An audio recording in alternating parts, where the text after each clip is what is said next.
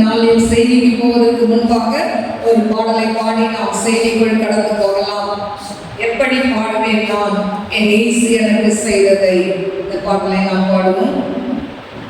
எப்படி பாடுவேன் நான் என் இயேசு எனக்கு செய்ததை,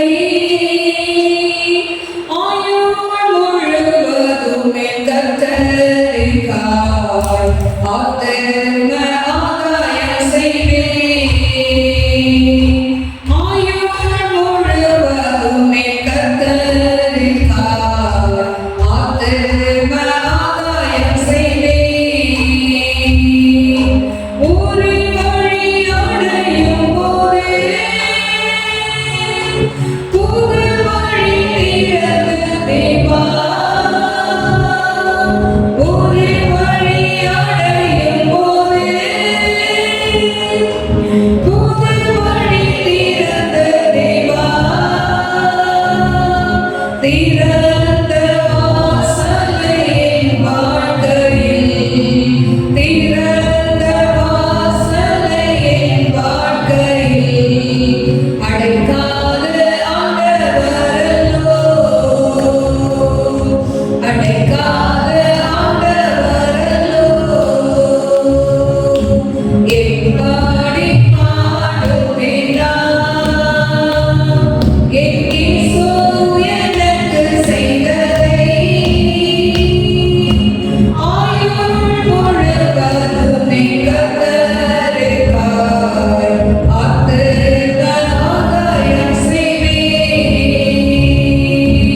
ஆயுள் முழுவதும் என் கர்த்தருக்காய் ஆத்தும ஆதாயம் செய்வேன். என் பக்கம் இருக்கப்பட்டோம் உனக்கு நான் போவதில்லை. என் பக்கம் இருக்கப்பட்டோம் உனக்கு நான் போவதில்லை.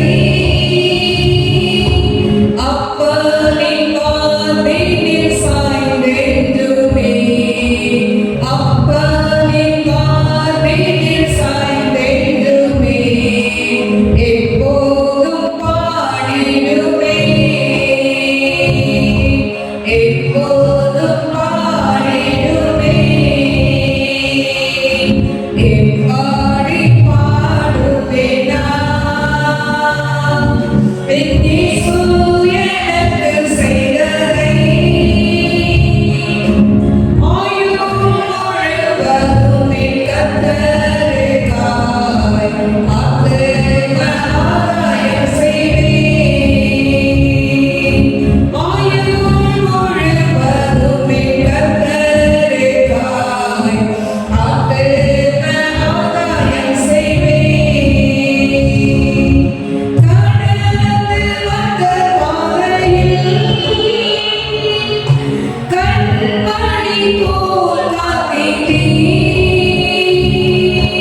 கடந்து வந்த பாதையில் கண்மணி போல் காத்தீர்.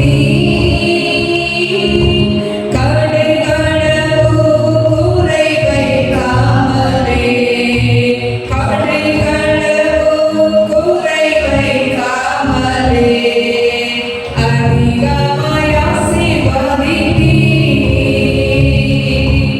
அதிகமாய் ஆசீர்வதித்தீர். எப்படி பாடுவேன் நான் என் இயேசு எனக்கு செய்ததை, ஆயுள் முழுவதும் என் கர்த்தருக்காய் ஆத்தும ஆதாயம் செய்வேன். ஆயுள் முழுவதும் என் கர்த்தருக்காய் ஆத்தும ஆதாயம் செய்வேன். ஸ்தோத்திரிக்கிறேன் ஆண்டவரே, மகா பரிசுத்தமுள்ள நல்ல தகப்பனே, உமக்கு கோடான கோடி ஸ்தோத்திரங்களை ஏறெடுக்கிறேன் ஆண்டவரே. அன்பின் தெய்வமே, உமக்கு ஸ்தோத்திரிக்கிறேன் ஆண்டவரே. மகிமை தேவனே, உமக்கு ஸ்தோத்திரிக்கிறேன். இருக்கிறீர்களோ அந்த இடத்தில் நான் வருவேன் என்று சொன்ன தேவன் எங்கள் மத்தியில் நீர் அசைவாடி கொண்டிருக்கிற அந்த அன்புக்காய் நன்றி சொல்லி துணிக்கிற ஆண்டவரே. அப்பா நன்றியோடு துணிக்கிற ஸ்தோத்திரம் ஆண்டவரே. மகிமை தேவனே ஸ்தோத்திரிக்கிற ஆண்டவரே. அப்பா இந்த நாட்டில் வந்திருக்கிற பிள்ளைகளுக்காய் செபிக்கிறேன். ஆன்லைன்ல யூடியூப்ல பார்க்கிற பிள்ளைகளுக்காய் செபிக்கிறேன். ஆண்டவரே நீர் கிருபையாய் இறங்குங்க ஆண்டவரே. என்னென்ன தேவையோடு இந்த பிள்ளைகள் வாஞ்சியோடு வந்திருக்கிறார்களோ அவருடைய மன விருப்பத்தை நிறைவேற்றுங்க இயேசுவா. மனுஷன் முகத்தை பார்க்கிறவன் தேவனோ இருதயத்தை பார்க்கிறேன் ஆண்டவரே. இந்த பிள்ளைகளுடைய இருதயத்தில் மறைந்துள்ள காரியங்களை அறிந்திருக்கிற தேவன் நீர் இயேசுவா. ஆண்டவரே நீர் கிருபையாய் இறங்குங்கப்பா. அவருடைய மன விருப்பத்தை நிறைவேற்றுங்கப்பா. அவருடைய அந்தரங்க வேண்டுதலுக்கு நீங்க பதில் ஆண்டவரை தர போவதற்காய் நன்றி ஆண்டவரே. ஒரு நாள் இவாதோ சந்தியோ நாயகனவா காற்றையும் காண மாட்டாய், மழையும் காண மாட்டாய், வாய்க்கால்கள் நிரப்பப்படும் என்று சொன்னது போல அப்பாவுடைய பிள்ளைகளுடைய தேவைகள் சந்திக்கப்பட போவதற்காய் ஸ்தோத்திரிக்கிற அப்பாவுடைய அறிவின் கருத்துல காட்டை ஒப்பு கொடுக்கிறப்பா. பலவீனத்தோடு சுகவீனத்தோடு வந்திருந்தா அவருடைய பலவீனங்கள் மாறட்டும். அப்பா யூடியூப்ல பார்க்கிற பிள்ளைகள் பலவீனத்தோடு இந்த வார்த்தையை கேட்டுக்கொண்டிருந்தா அவருடைய பலவீனங்கள் மாறட்டும் ஆண்டவரே. அப்பா எல்லா செய்வன கட்டுகள் முறியட்டும் ஆண்டவரே. குடும்பங்கள் இருக்கக்கூடிய செய்வனைகள் மாறட்டும் ஆண்டவரே. அப்பாவாக ஸ்தோத்திரிக்கிறேன் துதிக்கிறேன் ஆண்டவரே. அடிமை சிலுவை நிழலுக்கு மறைத்துக் கொள்ளுங்கப்பா. நீங்க பேசுங்க டாடி. ஒரு மனுஷனுடைய சத்தத்தை அல்ல, தேவ சத்தத்தை பிள்ளைகள் கேட்கட்டும். இயேசுவின் நாமத்தில் கேட்கிறேன் பிதாவே, ஆமென். கர்த்தருடைய பரிசுத்த நாமத்துக்கு ஸ்தோத்திரம். இந்த நாளிலும் அதாவது பழி வாங்குதல் யாருடையது என்ற தலைப்புல இன்னைக்கு நான் பேச விரும்புகிறேன். எனக்கு அருமையான தேவ பிள்ளைகளை வாசிப்போம். ரோமர் 12ஆம் அதிகாரம் 19ஆம் வசனம். பிரியமானவர்களே, பழி வாங்குதல் எனக்குரியது, நானே பதில் செய்வேன் என்று கர்த்தர் சொல்லுகிறார் என்று எழுதியிருக்கிறபடியால் நீங்கள் பழி வாங்காமல் கோபாக்கினைக்கு இடம் கொடுங்கள். இன்னொரு வசனம் எபிரேயர் 10:30. பழி வாங்குதல் எனக்குரியது, நானே பதில் செய்வேன் என்று பழி வாங்குதல் எனக்குரியது, நானே பதில் செய்வேன் என்று கர்த்தர் சொல்கிறார் என்றும் கர்த்தர் தம்முடைய ஜனங்களை நியாயம் தீர்ப்பார் கர்த்தர் தம் ஜனங்களை நியாயம் தீர்ப்பார் என்று சொன்னவர் நியாயம் தீர்ப்பார் என்று சொன்னவர் இன்னார் என்று அறிவோம். ஹல்லேலூயா. இதே பழைய ஏற்பாட்டில் உபாகமம் 32:35 நாம் வாசிப்போம். உபாகமம் 32:35. பழி வாங்குதலும் பதிலளிப்பதும் எனக்குரியது. ஏற்ற காலத்தில் அவர்களுடைய கால் தள்ளாடும், அவர்கள் கால் தள்ளாடும், அவர்களுடைய ஆபத்து நாள் சமீபமாய் இருக்கிறது. அவர்களுக்கு நேரிடும் காரியங்கள் தீவிரித்து வரும். எனக்கு அருமையான தேவ பிள்ளைகளை, இந்த நாளையும் இந்த 3 அதிகாரத்திலையும் நம்ம பார்க்கிறோம். அவங்க என்ன சொல்லப்பட்டிருக்கு? பழி வாங்குதல் எனக்குரியது, நானே பதில் செய்வேன் என்று கர்த்தர் சொல்கிறார். ஹல்லேலூயா. இன்னைக்கு அநேக வேலைகள்ல நம்ம என்ன நினைக்கிறோம்? நமக்கு அகைன்ஸ்டா மாந்திரிக காரியங்கள் செய்யும் பொழுது, இல்லாட்டா நமக்கு சில தீமையான காரியங்களை செய்யும் பொழுது, நம்மள நம்பிக்கை துரோகம் நம்மளுடைய வாழ்க்கையில செய்யும் போது நம்ம மனசு துடிக்குது, எப்படியாவது அவளை பழி வாங்கிடணும்னு சொல்லி. ஆனா எனக்கு அருமையான தெய்வ பிள்ளைகளை, இந்த வசனம் 3 நம்ம பார்க்கிறோம். எதை குறிக்கிறதுனா, மனிதர்கள் பழி வாங்காமல் தேவனின் நீதிக்கு நம்ம என்ன பண்ணலாம்? இடம் கொடுக்க வேண்டும் என்பதை இந்த வசனத்தில் வலியுறுத்துகிறதை பார்க்கிறோம். கருமையான தெய்வ பிள்ளைகளே, நம்ம போய் மற்றவங்க கிட்ட நம்ம நீதியை நிலைநாட்டணும்னு நினைச்சா கட்டாயம் நீதி நமக்கு கிடைக்கவே கிடைக்காது. ஹல்லேலூயா. மனிதர்கள் நமக்கு நீதி செய்யவே முடியாது. கருமையான தெய்வ பிள்ளைகளே, அதாவது நம்மளுடைய காரியத்தை மற்றவங்க போய் நம்ம நிலைநாட்டணும். நம்ம மற்றவர்களை நம்ம என்ன பண்றது? பகை தீர்க்கிறதோ, இல்லாட்டா அவங்க தீமை செய்து, அதாவது அவங்களுக்கு நம்ம பதிலடி கொடுக்கிறதோ நம்மளுடைய நம்மளுடைய காரியம் இல்லை. அல்லேலூயா. எனக்கு அருமையான தேவ பிள்ளைகளே, நிறைய வேதத்துல நம்ம வேதம் என்ன சொல்கிறது, ஒரு கணத்துல அறிஞ்சா மறு கணத்தை திருப்பி கொடுது. ஆனா இன்னைக்கு கிறிஸ்தவர்களுக்குள்ள அந்த எண்ணம் என்ன பண்ணல, வரல. ஏன்னா நம்மளை மோசம் போக்கிட்டாங்க, நம்மளை நம்பி கழுத்த இருந்துட்டாங்க, நமக்கு விரோதமா சூனியம் பண்றாங்க, நம்ம குடும்பத்தை நடுத்தருவுல கொண்டு வந்துட்டாங்க. இவங்களை எப்படி நான் பழிவாங்காம இருக்கிறது, இவங்களை எப்படி நான் மன்னிக்காம இருக்கிறது அப்படின்னு சொல்லி நமக்குள்ள நம்ம என்ன பண்றோம், சில அதாவது நமக்குள்ள ஒரு கொள்கையை வைத்துக் கொள்கிறோம். நம்ம எவ்வளவு ஜெபித்தாலும், நம்ம ஆண்டவருடைய பிள்ளைகளா இருந்தாலும் நம்ம என்ன பண்றோம், பழி வாங்கணும்னு நம்ம இருதயம் துடிக்கிறது. ஆனா எனக்கு கருமையான தெய்வ பிள்ளைகளே, இப்படி பழி நம்ம வாங்கினா அது லேசான காரியமா இருக்கும். ஆனா இங்க என்ன சொல்லப்பட்டிருக்குன்னா, நீங்கள் பழி வாங்காமல் கோவாக்கினைக்கு இடம் கொடுங்கள், ஆண்டவருடைய கோபத்துக்கு இடம் கொடுங்கள் சொல்லப்பட்டிருக்கு. அப்போ தேவனுடைய களத்துல நம்ம ஒப்பு கொடுக்கணும். அல்லேலூயா. ஆண்டவரே நீங்க பார்த்துக்கோங்க, எனக்கு நியாயக்கேடு செய்றாங்க, எனக்கு அநீதி செய்றாங்க அப்படின்னு சொல்லி ஆண்டவர் களத்துல நம்ம என்ன பண்ணணும், விட்டு கொடுக்கணும். அல்லேலூயா. எனக்கு அருமையான தேவ பிள்ளைகளே, சாலமோன் ராஜா ஆண்டவர் கிட்ட ஞானத்தை கேட்கிறாரு. ஞானத்தை கேட்கும் போது ஆண்டவர் அவருக்கு கேட்காத ஐஸ்வர்யத்தை எல்லாம் கூட தரார். ஆனா அந்த ஞானத்துக்கு டெஸ்ட் வைக்கும்படியா முதல்ல அவன் வாழ்க்கையில ஒரு நீதி விசாரிக்கிறான். அதுதான் ரெண்டு, அதாவது பேசிகள் என்ன பண்றாங்க, ஒரு இதுல தண்ணி இருக்காங்க ரூம்ல, ஒரே படுக்கை. இந்த ஒருத்திக்கு ஒரு ஆண் குழந்தை பிறகுது. 3 நாள் கழித்து இன்னொருத்திக்கு ஆண் குழந்தை. 2 பேருமே பக்கத்துல படுக்க வச்சு தூங்குறாங்க. ஆனா காலையில எழும்பும் போது ஒருத்தியுடைய பிள்ளை செத்து போயிருக்கு, இன்னொருத்தியுடைய பிள்ளை உயிரோட இருக்கு. ஆனா செத்த பிள்ளைய கொண்டு இன்னொருத்தி கிட்ட கடத்திட்டு உயிரோட இருக்கிற பிள்ளை, செத்த பிள்ளையுடைய தாய் என்ன பண்றா, எடுத்து வைத்துக் கொள்கிறார். காலையில எழுப்புறாங்க, 2 பேருக்கு வாக்குவாதம் வருது. இது ஏன் பிள்ளை, இது உன் பிள்ளை அப்படின்னு சொல்லி 2 பேரும் அடிச்சுக்கிறாங்க, சண்டை பண்றாங்க. ஆனா இதை கொண்டு போய் ராஜா கிட்ட, சாலமோன் கிட்ட கேட்கணும்னு சொல்லி அவங்க ராஜா கிட்ட வராங்க. அங்கேயும் போய் சண்டை போடுறாங்க. ராஜா மெயின்களா கேட்டுட்டு இருந்துட்டு அவர் சொல்றாரு, அதாவது அங்க இருந்த வேலைக்காரன்ட்ட ஒரு பெரிய கத்தி எடுத்துட்டு வாங்கன்றாரு.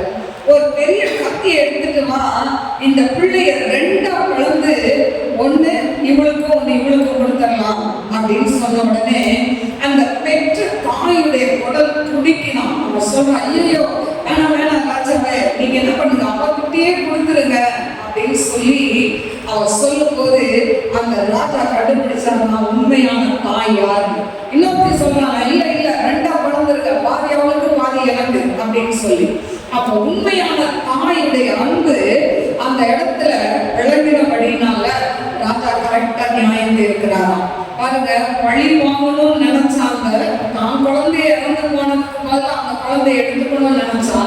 ஆனா ஆண்டவர் அந்த இடத்துல நியாயம் செய்கிறார். ராஜா இல்ல, ராஜாவுக்கு ஆண்டவர் கொடுத்த ஞானத்தினால் அவளுக்கு தீர்ப்பு அளிக்கப்படுகிறதை பார்க்கிறோம். கருமையான தெய்வ பிள்ளைகளே, இன்றைக்கு இந்த உலகத்துல நியாயம் கிடைக்காம நாம் அலைந்து கொண்டு இருக்கலாம். நம்ம ஒருவேளை நல்லதே செய்து, நம்ம நல்லது செய்ததற்கு பதிலாய் தீமையை நாம் அனுபவித்துக் கொண்டு இருக்கலாம்.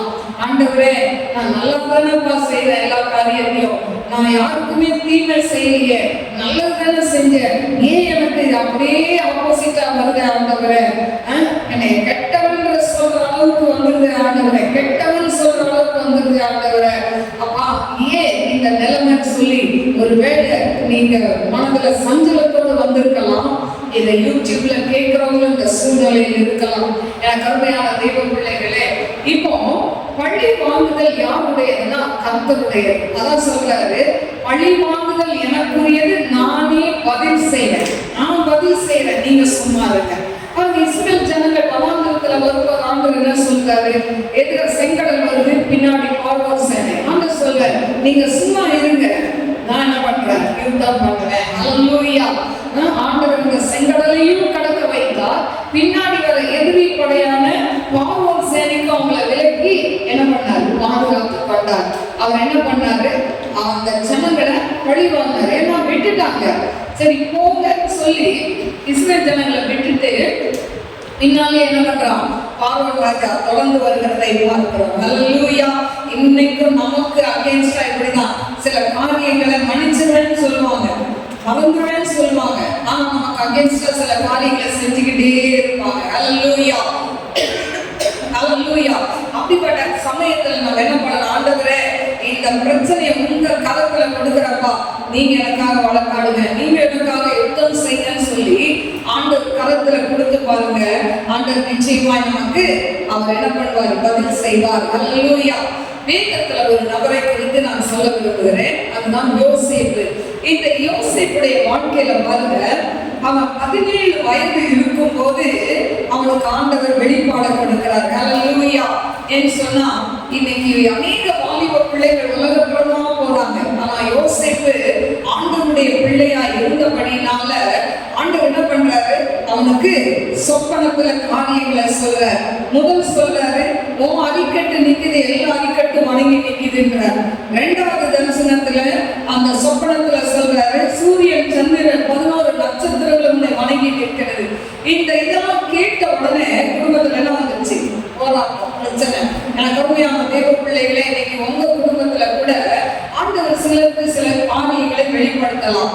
ஒருவேளை அண்ணன் தம்பி எல்லாரும் அக்கா தங்கச்சி இருக்கும்போது ஒருவேளை கடைக்குட்டியான தம்பிக்கு காரியங்களை வெளிப்படுத்தலாம். உடனே எல்லாம் என்ன சொல்லுவாங்க? நீ என்ன பெரியாளா, எங்களோட பெரியாளா அப்படின்னு சொல்லி என்ன பண்ணுவாங்க? பகைக்க ஆரம்பிச்சிருவாங்க.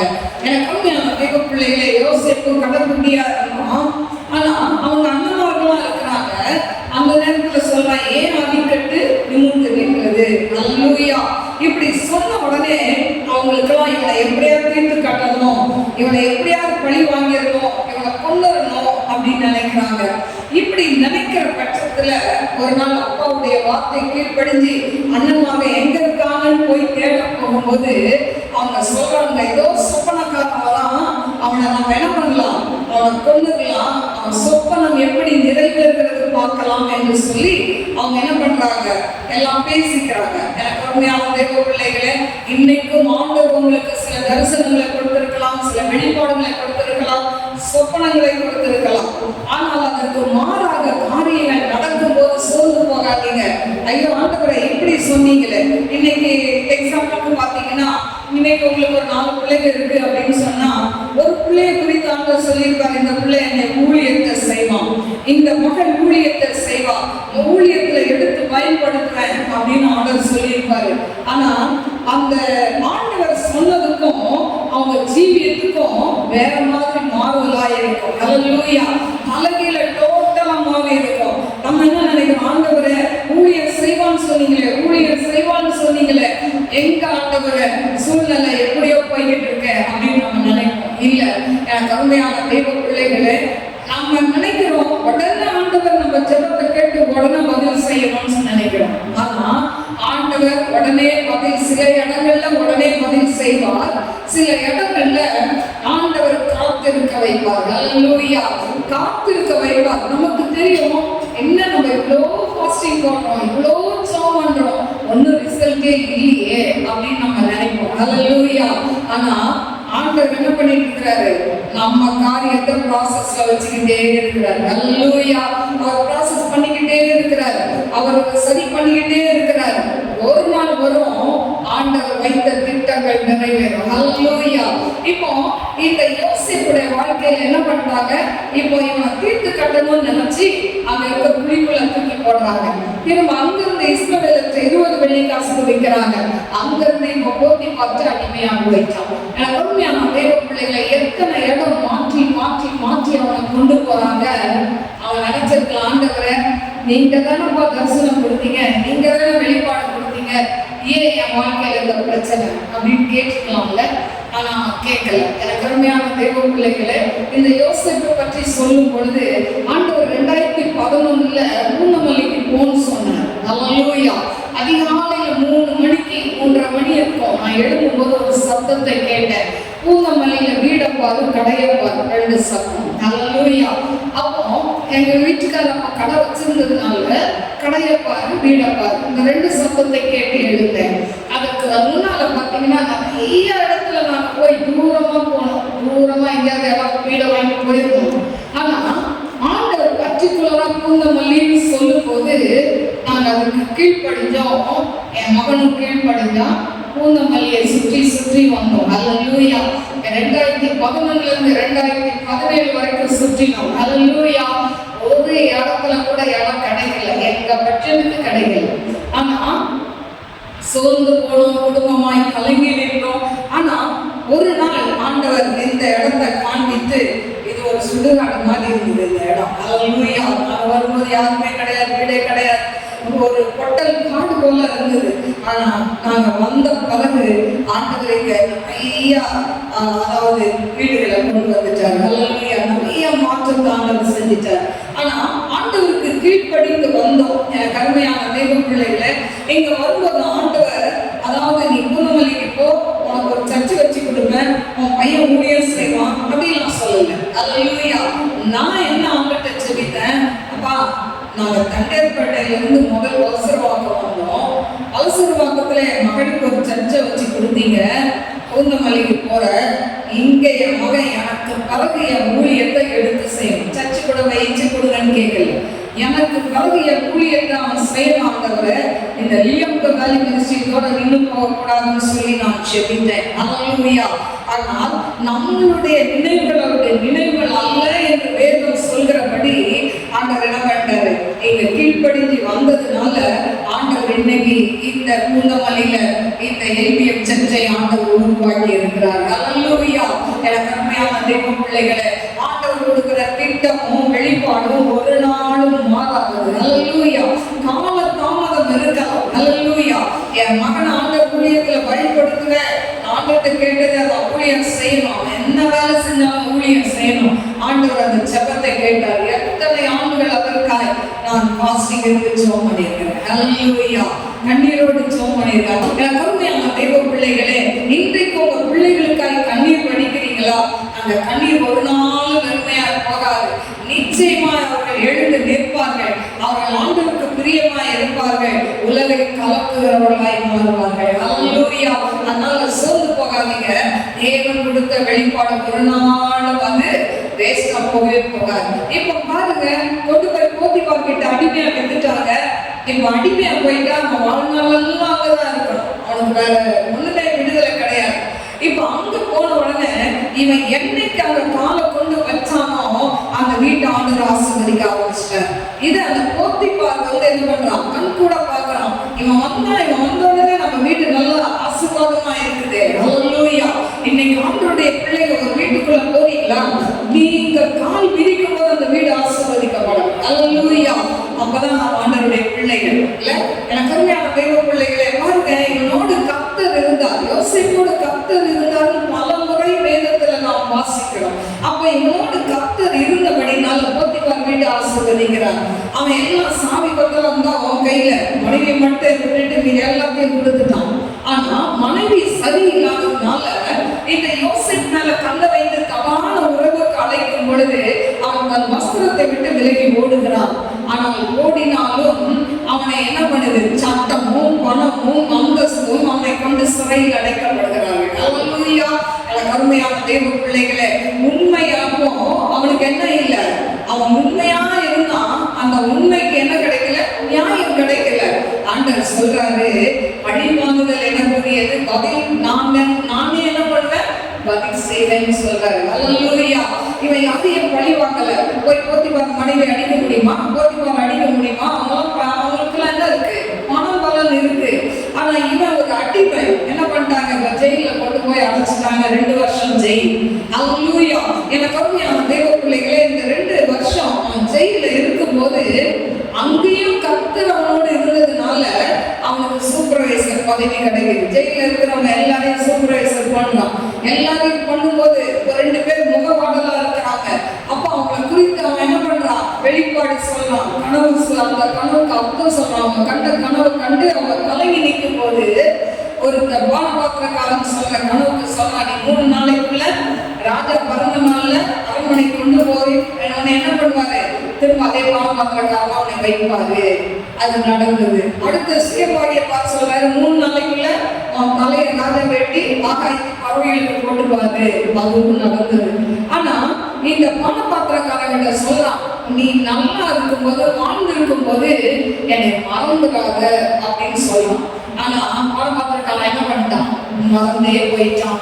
ஏன்னா ராஜா அரண்மனை, ராஜா வாழ்க்கை மறுபடி வந்தோடனே அந்த ஜெயில இருந்த யோசேப்பை மறந்துட்டான். ஆனா எனக்கு அருமையான தேவ பிள்ளைகளே, இந்த உலகம் நம்மை மறந்து போகும், சொந்தங்கள் நம்மை மறந்து போகும், உற்றார் உறவினர்கள் மறந்து போவார்கள், நம்ம கூட பழகினவர்கள் நம்மை மறந்து போவார்கள்.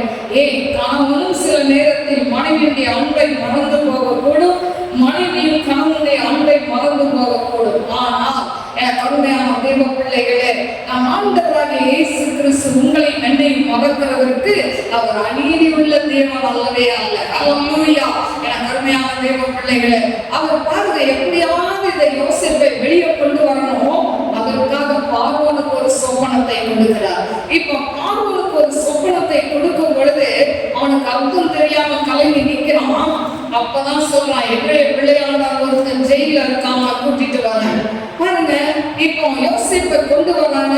பார்வோனுக்கு முன்னால நல்ல தலையெல்லாம் இது பண்ணி அவனுக்கு நல்ல ட்ரெஸ் கொடுத்து கொண்டு வந்து நிக்க வைக்கிறாங்க. அவன் கேட்கும் போது பார்வோனுக்கு அவ்வளோ மரியாதையா பதில் சொல்றான்.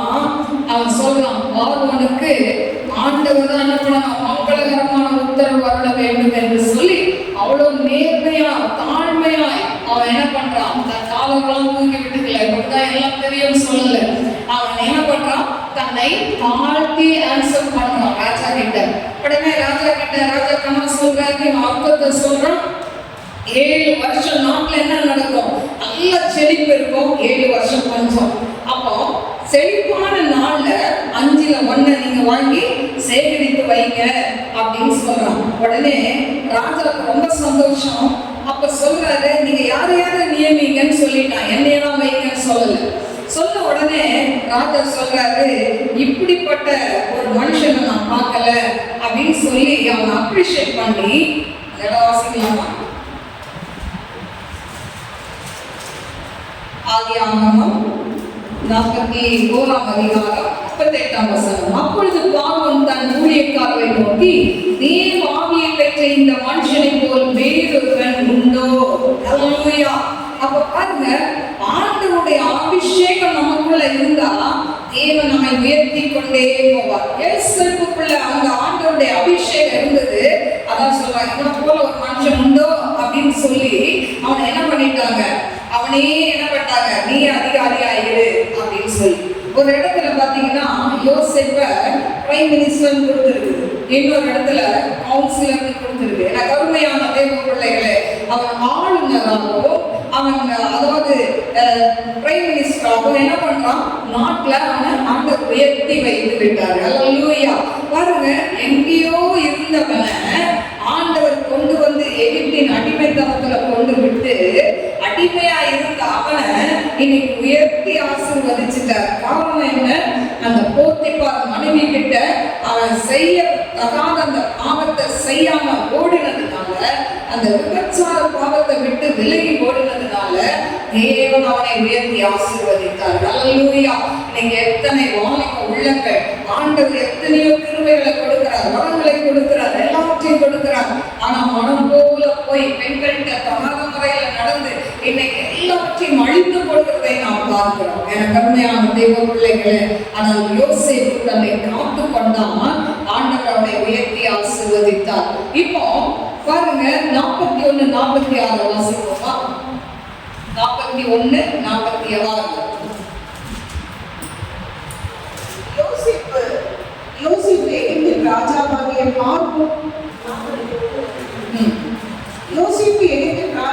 பார்வோனுக்கு முன்பாக நிற்கும்போது 30 வயதாயிருந்தான். யோசேப்பு பார்வோனுடைய சந்நிதியிலிருந்து புறப்பட்டு எகிப்து தேசம் எங்கும் போய் சுற்றி பார்த்தான். பாருங்க, இந்த ராஜாவுக்கு முன்னால போய் நிற்கும் போது அவனுக்கு என்ன வயசா? 30 வயதா இருந்தது. அவன் அங்க இருந்து கிளம்பும் போது எத்தனை வயசு? 17 வயது. 13 ஆண்டுகள் அவன் காத்திருந்தான். அல்லேலூயா. எனக்கு அருமையான தேவ பிள்ளைகள், ஆண்டவர் உடனே பதில் செய்துட்டாரா, பழி வாங்கிட்டாரா? இல்லவே இல்லையே. அவ்வளோ நாட்கள் அவன் காத்திருந்தான். அல்லேலூயா. ஆனா அவன் தேவனை விட்டு தூரமா போகவே இல்லை. 13 வருஷம் எதுக்கு? தன் அண்ணன்மார்கிட்ட பழி வாங்குறதுக்கு. ஆனா அவன் பழி வாங்கல. ஆண்டவர் சொல்றாரு பழி வாங்குதல் எனக்குரியது. அதனால ஆண்டவர் பழி வாங்கினாரு. அவங்க பாருங்க, அதுல அவங்க என்ன பண்ணாங்கன்னா, அந்த அவனெல்லாம் என்ன பண்ணாங்க, அவனை நீ என்ன பெரிய ஆளா, உனக்கு நாங்க கீழ்படியணுமா அப்படிலாம் கேட்டாங்க. கடைசியில அவங்க என்ன பண்றாங்க, அந்த யோசேப்புக்கு முன்னால முழங்கால் படியிட்டார்கள். வாசிப்போமா? ஆதியாகமம் 42:6. யோசேப்பு தேசத்துக்கு அதிபதியாய் இருந்து தேசத்தின் ஜனங்கள் யாவருக்கும் விற்றான். யோசேப்பின் சகோதரர் முகங்குப்புற தரையிலே விழுந்து அவனை வணங்கினார்கள். அல்லேலூயா. அப்ப ஆண்டவர் கொடுத்த தரிசனம் நிறைவேறிச்சா? கட்டாயம் நிறைவேறிச்சு. அல்லேலூயா. அதே போல அவன் அப்பா யாக்கோபு அவனை சந்திக்க என்ன பண்றாரு? குடும்பமாய் வருகிறார்கள் எகிப்து தேசத்துக்கு. எனக்கு அருமையான தெய்வ பிள்ளைகளே, அப்போ ஆண்டவர் யோசேப்புடைய வாழ்க்கையில அவனுக்கு விரோதமாய் எழுந்தவங்களை பழி வாங்குறதுக்கு 13 வருடங்கள் என்ன பண்ணான்? அவன் காத்திருந்தான். அல்லேலூயா. அவன் நினைச்சிருந்தா அந்த தரையில முகங்குப்புற விழும்போது என்ன பண்ணிருக்கலாம்? அவங்களை எல்லாம் பிடிச்சி ஜெயில போட்டிருக்கலாம், இல்ல கொண்டு இருக்கலாம், என்ன வேணா செஞ்சிருக்கலாம். ஆனா பழி வாங்குற குணம் யாருக்கு இல்ல? யோசேப்புக்கு இல்ல. அல்லேலூயா. அதனாலதான் ஆண்டவர் அவனை உயர்த்தி ஆசீர்வதித்தார். இவங்களுக்கு பயம். என்ன சொல்றாங்க பாருங்க, ஆதியாகமம் 50ஆம் அதிகாரம் 20ஆம் வசனம். நீங்கள் ஆதியாகமம் 50:18 வாசி. 18:19. பின்பு அவருடைய சகோதரரும் போய் அவர்கள் முன்பாக தாழ விழுந்து, இதோ நாங்கள் உமக்கு அடிமைகள் என்றார்கள். யோசேப்பு அவர்களை நோக்கி, பயப்படாதீர்கள், நான் தேவனா, நீங்கள் எனக்கு தீமை செய்ய நினைத்தீர்கள், தேவனோ இப்பொழுது நடந்து வருகிறபடியே வெகு ஜனங்களை உயிரோடு காக்கும்படிக்கு நன்மையாக முடிய பண்ணினார். அல்லேலூயா. எனக்கு அருமையான தேவ பிள்ளைகளை, பயப்படுறாங்க. அப்பா இறந்த பிறகு நம்மள இவன் ஏதாவது செய்துவானோன்னு சொல்லி நாங்கெல்லாம் உங்களுக்கு அடிமைகள்னு சொல்லி அவங்க என்ன பண்றாங்க? அண்ணன்மார்கள்லாம் தன்னை தரைப்பட்டாய் தாழ்த்துகிறார்கள். ஏன்னா பொண்ணு போட்டக்கூடாது, அதிகாரத்துல இருக்கிறானேன்னு சொல்லி. அப்பதான் சொல்லலாம், பயப்படாதீங்க, நான் என்ன தேவனா? நீங்க எனக்கு தீமை செஞ்சு நினைச்சீங்க, ஆனா ஆண்டவர் தீமை என்ன பண்ணிட்டாரு? நன்மையாய் மாற்றிட்டாருன்னு சொல்றாரு. அல்லேலூயா. எனக்கு அருமையான தேவ பிள்ளைகளே, அதனால இன்னைக்கு உங்க வாழ்க்கையில யாராவது உங்களுக்கு விரோதமாய் சில காரியங்களை செஞ்சிருக்கலாம், அவங்க மனதார மன்னிச்சிருங்க. அல்லேலூயா. ஏன்னு சொன்னா ஆண்டவர் கல்வாரி சிலுவையில அந்த கடைசி நேரத்துல ரத்தம் சொட்ட நிக்கிற அந்த வேளையில அங்க கூடி இருக்கிறவங்களை பார்த்து என்ன சொன்னாரு? இதாவே இவர்களை மன்னியும், இவர்கள் செய்வது இன்னதென்று அறியாது இருக்கிறார்கள். அதனால யார மன்னிக்கணும்னு நினைக்கிறீங்களோ மனதார மன்னிச்சிருங்க. அல்லேலூயா. மன்னிக்கலன்னா தேவன் நம் பாவத்தை மன்னிக்க மாட்டார். மன்னிக்கலன்னா தேவனோடு நமக்கு ஒரு தொடர்பு இருக்காது. அல்லேலூயா. நம்ம ஜெபிக்கலாம், எப்பவும் போல என்ன பண்ணலாம்? டெய்லி ஜெபிக்கிற மாதிரி ரொட்டீனா ஜெபம் பண்ணிக்கிட்டே இருக்கலாம். ஆனா அந்த ஜெபம் தேவ சந்நிதியில போய் எட்டாது. அல்லேலூயா. ஏன்? நீ யாரையோ குறித்து ஒரு வகை, ஒரு கசப்பு, வெறுப்பு உள்ள இருக்குல்ல, ஆண்டவரே எனக்கு தீங்குதான் செஞ்சாங்க, எனக்கு நஷ்டத்தை தான் கொண்டு வந்தாங்க, ஆனா நான் மனதார மன்னிக்கிறேன் ஆண்டவரை. மன்னிச்சு பாருங்க, ஆண்டவர் உங்களுக்கு அற்புதத்தை செய்வார். இன்னும் ஒரு நபரை சொல்லி நான் முடித்து விடுகிறேன். இன்னும் ஒரு, அதாவது 1 சாமுவேல் 25ஆம் அதிகாரம்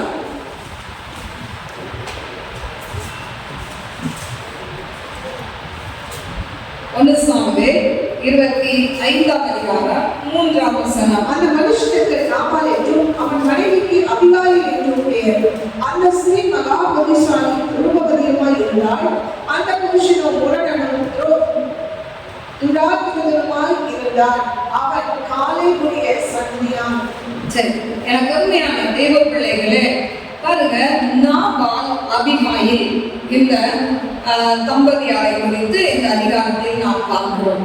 எனக்கு உண்மையான தேவ பிள்ளைகளே, இப்போ இந்த தாவீது வனாந்திரத்துல அவன் அதாவது சவுலுக்கு பயந்து திரியும் பொழுது இந்த நாபால் பார்த்தீங்கன்னா ஆடுகளை அவன் என்ன பண்ணான்? வளர்த்து கொண்டிருந்தான். பாருங்க, அதுல 2ஆம் வசனத்துல சொல்லப்பட்டிருக்கிறது, மகாபாரி குடுத்தனக்காரனாய் இருந்தான், அவனுக்கு 3000 ஆடு 1000 வெள்ளாடு இருந்தது. அவன் அப்பொழுது கர்மேலின் தன் ஆடுகளை மயிர் கத்தரித்துக் கொண்டிருந்தான். பாருங்க, இவ்வளோ அதாவது ஆடுகள் இருந்த இவன் இப்போ வனாந்திரத்துல தாவீது அங்க இருக்கும் பொழுது இவன் ஆடுகளை எல்லாம் அவங்க என்ன பண்ணிக்கிட்டாங்க, பத்திரமா பாதுகாத்து கொண்டாங்க. அவங்களுக்கு எந்த சேதமும் இல்லை. இப்போ தாவீது அவன் என்ன பண்றான், ஒரு இடத்துல சண்டை போட்டுட்டு வரும்போது களைப்பா இருக்கிறதுனால சாப்பிடுறதுக்கு ஆகாரம் வேணும், அதாவது தான் கூட இந்த வாலிபர்களுக்கெல்லாம் சாப்பாடு கொடுக்கணும் அப்படின்னு சொல்லி இவன் என்ன பண்றான், நாபால் கிட்ட போய் பேச சொல்லலாம். 5ஆம் வசனம் வாசிமா. தாவீது 10 வாலிபரை அழைத்து, நீங்கள் கர்மேலுக்கு போய் நாபாலிடத்தில் சென்று என் பேரை சொல்லி அவன் சுகசெய்தியை விசாரித்து அவனை நோக்கி நீ வாழ்க, சமாதானமும் உங்களுடைய வீட்டுக்கு சமாதானமும் உண்டான எல்லாவற்றுக்கும் சமாதானம் உண்டாவதாக என்று அவனை வாழ்த்தி, இப்பொழுது ஆடுகளை வைத்திருக்கிறவர்கள் உங்களிடத்தில் இருக்கிறார்கள் என்று கேள்விப்பட்டேன். உங்களுடைய வைப்பறைகளோடு கூட இருந்தார்கள். அவர்கள் கர்மேலில் இருந்த நாளெல்லாம் நாங்கள் அவர்களை வருத்தப்படுத்தவில்லை. அவர்கள் பொருள் ஒன்றும் காணாமல் போனதுமில்லை. உங்களுடைய வேலைக்காரரை கேளும், அவர்கள் உமக்கு சொல்வார்கள். அதனால் இந்த வாலிபருக்கு உங்களுடைய கண்களிலே தயவு கிடைக்க வேண்டும். நல்ல நாளானோ உங்களுடைய கைக்கு உதவுவதை உங்களுடைய ஊழியக்காரருக்கும் உங்களுடைய குமாரனாகிய தாவீதுக்கும் கொடுக்கும்படி வேண்டுகிறேன். இப்போ சாப்பிட ஆகாரம் கேட்டு வராங்க. ஆனா இவன் என்ன பண்றான், அந்த நாபால் அவங்களை திட்டி அனுப்பிடுறான். நான் என்ன பண்ண மாட்டேன், உங்களுக்கு என் அப்பத்தையும் எதையும் நான் தர மாட்டேன் அப்படின்னு சொல்லி இவர்களை திட்டி அனுப்பிடுறான்.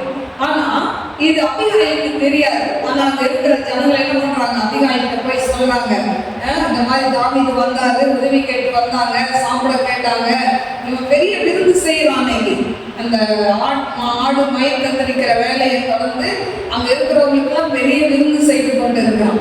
ஆனா இப்படிப்பட்ட சூழ்நிலையில அவங்க வந்து ஆகாரம் கேட்டு தரமாட்டேன்ட்டான். ஆனா இப்ப இதை கொண்டு போய் என்ன பண்ணிட்டாங்க, நாபாலுடைய மனைவியாகிய அபிகாயில் கிட்ட போய் என்ன பண்றாங்க, சொல்றாங்க.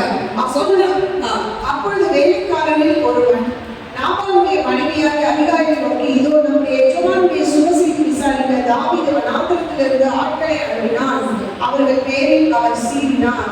பாருங்க, இப்படி ஆள் அனுப்பினா சீர்றாங்க, ஒன்றும் கொடுக்கல அப்படின்னு சொன்ன உடனே இந்த அபிகாயில் என்ன பண்றா, கஷ்டப்படுறா. ஐயோ, அவரு நல்ல ஒரு ஆளாச்சு, ராஜாவாச்சா, எப்படி இவன் கொடுக்கலையே அப்படின்னு சொல்லி இவன் என்ன பண்றா, உடனே தன்னுடைய ஹஸ்பண்ட கூட சொல்லாம இவன் என்ன பண்றா, 18ஆம் வசனம் வாசிமா. அப்பொழுது அபிகாயில்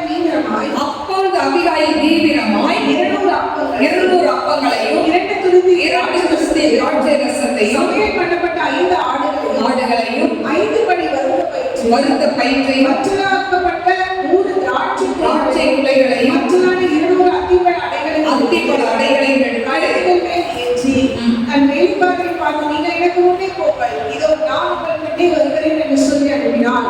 தன் புருஷனாகிய நாபாலுக்கு அதை அறிவிக்கவில்லை. அவர் ஒரு கழுதையின் மேல் ஏறி மலையின் மறைவில் இறங்குவதில், இதோ தாவீதும் அவன் மனுஷனும் அவனுக்கு எதிராக இறங்கி வந்தார்கள். அவர்களை சந்தித்தார்.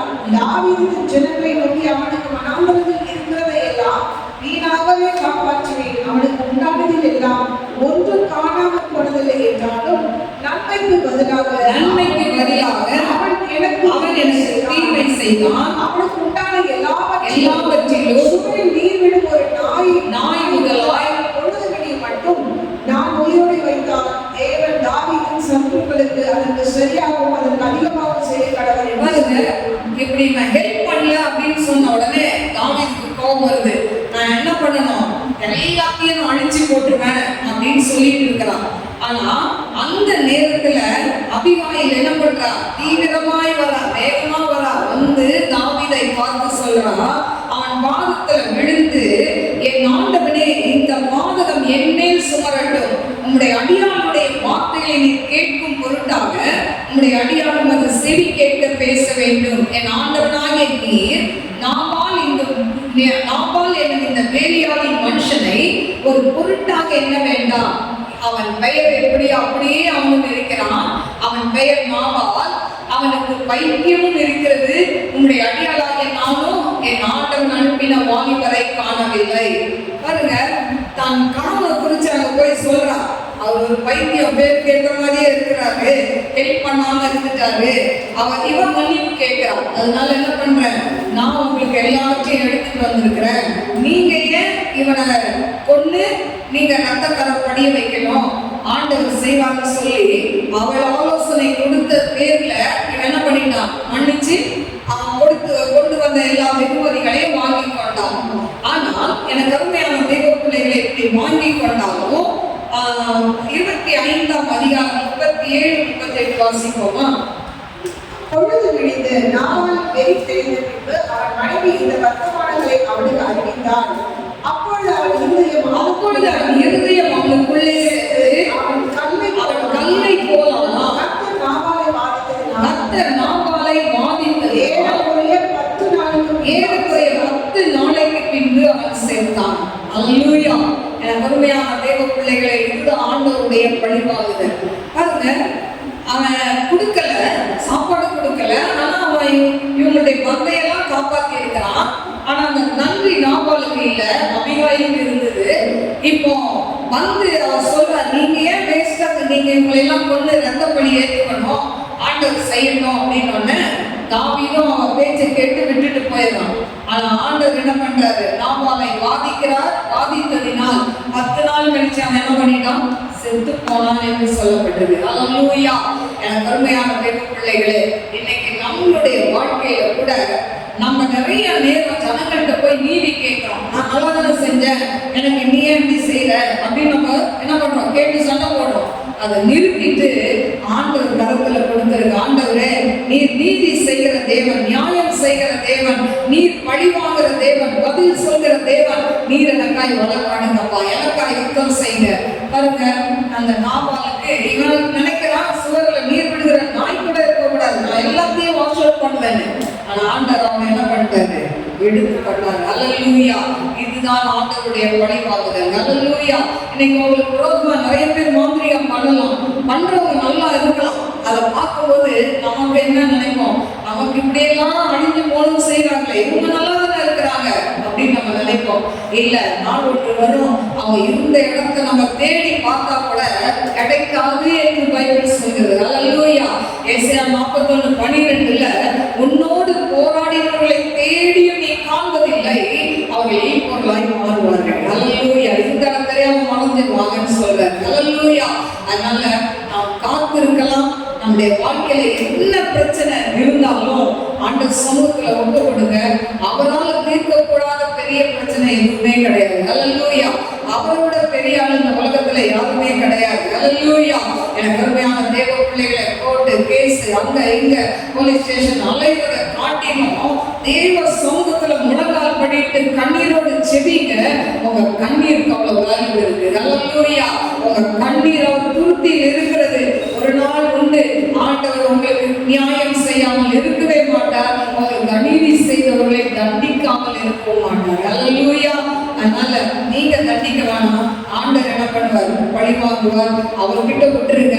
நீங்க நல்ல ஆண்டவர் பிடிச்சிக்கோங்க, ஜெபிங்க. கர்த்தர் நடுவில் பெரிய காரியத்தை செய்வார். கண்களை மூடி நாம் ஜெபிப்போம். ஸ்தோத்திரிக்கிறேன் ஆண்டவரே, மகா பரிசுத்தமுள்ள நல்ல தகப்பனே, மகா ஸ்தோத்திரிக்கிறேன் ஆண்டவரே. பழிவாங்குதல் என்னுடையது என்று சொன்னீங்களே ஆண்டவரே. இன்னைக்கு ஆண்டவரே, அநேக கிறிஸ்தவர்கள் அப்பா எங்களுக்கு விரோதமாய் எழுபவர்களை பழி வாங்கிடணும், எப்படியாவது அவர்களை தீர்த்து கட்டணும் நினைக்கிறாங்க. இல்லை ஆண்டவரே, நீர் எங்களுக்காய் பரிதபிக்கிற தேவன், எங்களுக்காய் பழி வாங்குவேன் என்று சொன்னீங்களே ஆண்டவரே. இந்த நாள்ல நியாயம் கிடைக்காம எத்தனை பேர் அப்பா ஆண்டவரே ஒரு தவறு செய்யாம அவங்களுக்கு நியாயம் இல்லாம போராடி கொண்டு இருக்கிறாங்களேப்பா.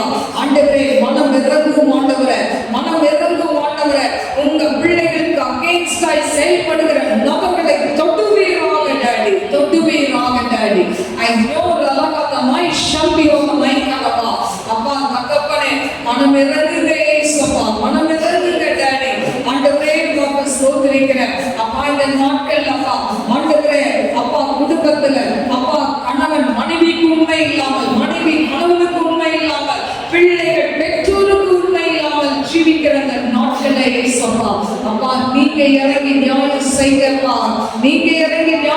செய்யுங்க. அவங்க கிட்ட நியாயம் இல்லையே ஆண்டவரே, அவங்க கிட்ட உண்மை இல்லையே ஆண்டவரே, இறங்கி அற்புதத்தை செய்யுங்க ஏசப்பா. நியாயம் செய்கிற தேவன் நீர் அப்பா. ஆண்டவரே, பழி வாங்குற தேவன் நீர் ஆண்டவரே. ஏசப்பா, நீங்க பதில் செய்யுங்க ஆண்டவரே. உங்க கரத்துல ஆண்டவரே அப்பா எங்களுடைய காரியங்களை ஒப்பு கொடுக்கிறோம் என்று சொல்லி ஜெபிக்கிறோம். பிள்ளைகளுடைய பிரச்சனைகள் விடுதலையை கொடுங்கப்பா. ஒருவேளை அந்த பிரச்சனைகள் மலை போல இருக்கலாம், ஆனா அவைகளை பணியை போல லகுவாக்குகிற தேவன் நீர் ஆண்டவரே. அப்படி செய்ய போறதுக்காய் நன்றி சொல்லி துதிக்கிற நாம மகிமைப்படட்டும். ஆவியான கரத்துல காட்டுகிற இந்த நாள்ல வந்திருக்கிற பிள்ளைகள் அப்படிப்பட்ட போராட்டத்தோடு வந்திருந்தா அவங்களுக்கு நீங்க விடுதலை கொடுங்க ஆண்டவரே. அதே போல தகப்பனை யூடியூப்ல பார்க்கிற பிள்ளைகள் அப்பா, எந்த பிரச்சனையிலப்பா மனம் உடைஞ்சி போயிருக்கிறார்களோ, எங்களுக்கு நீதி இல்லையே நியாயம் இல்லையே என்று சொல்லி பதறி கொண்டு இருக்கிறார்களோ, அவருடைய வாழ்க்கையில அப்பா நீங்க ஆண்டவரை பதில் செய்ய ஆண்டவரை. நீங்க ஆண்டவரை அவங்களுக்கு அகேட்சா இருக்கிறவங்கள உங்க கரத்துல கொடுக்கிறப்பா. நீங்க பழி வாங்குதலும் பதில் செய்தலும் உங்களுடைய சொன்னீங்கப்பா. ஆண்டவரை உங்க கரத்துல ஒப்பு கொடுத்து செபிக்கிறோம். ஆண்டவரை ஆசீர்வதிங்கப்பா. அந்த பிள்ளைகளுடைய எல்லா பிரச்சனைகளுக்கு விடுதலை கொடுங்க. நாம மகிமைப்படட்டும். இயேசுவின் நாமத்தில் கேட்கிறேன் பிதாவே. ஆமென். God bless you. God bless you.